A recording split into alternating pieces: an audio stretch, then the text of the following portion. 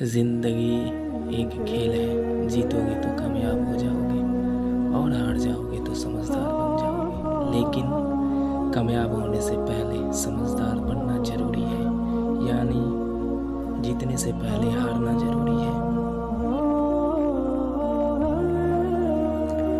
जब नीयत कुछ और हो, अमल कुछ और हो, तो फिर किस्मत कभी नहीं बदलती। हम लोग अपनी नीयत लोगों से छिपा सकते हैं, उससे नहीं जिसने हमको बनाया है।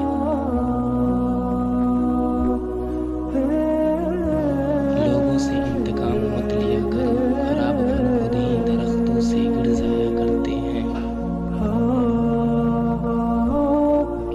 अल्लाह की दोस्ती हो सकता है कि अल्लाह ने तुम्हारे हर तरफ से अकेला कर अपने साथ दोस्ती का मौका दिया हो।